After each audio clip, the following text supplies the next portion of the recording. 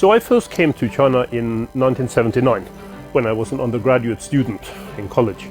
And I immediately took an attraction to the area, to the country, to the beauty of it, to the magnificence of Beijing, but also to the very troubled past that had existed in China. So right before I came here, you had the Cultural Revolution, you had a lot of things going on that were very difficult. And I was lucky enough to see how Chinese people were able to pull themselves up after that and create a new China that I understand that people are very proud of, because it has achieved a great deal. And if there is one word I should use to characterize this new China after 1979 or the late 1970s, it's development. It is how quickly China has changed. Because when I first came here, I didn't think that China would change that quickly. I think it would take much longer for China to come up to the level of development that it has today.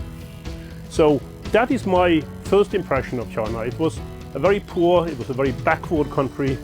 And from then on, China has been able to develop overall in a very positive direction. And it's important that people pick up on that.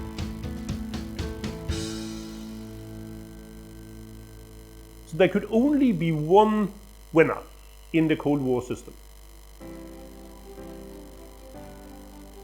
China is a very open country in terms of outside influence and giving off of its own wisdom to the rest of the world. But in the middle part of the 20th century, for historical reasons, China had ended up being much more closed off. So I wanted to write this book for two reasons. I wanted to show how China's long-term relationship with the rest of the world had developed, and what were the key issues in that relationship.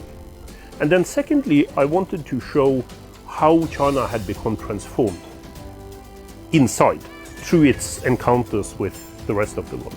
So this is not just about foreign affairs, it's not just about international relations. It is about how Chinese society, Chinese culture, Chinese economy domestically have been transformed in this international setting. And to me, the most important thing that has taken place is this new openness that China has shown since the late 1970s or early 1980s. It's been incredibly important for China itself. Young people in China today grow up in a very different kind of atmosphere with very different kind of ambitions and dreams because of that openness. But it's also strengthened China. It's made China into a much more important country internationally. And for China's future, I think that's perhaps the most important thing to discuss among Chinese today, is to figure out how is China going to make use of its new position and prominence and power.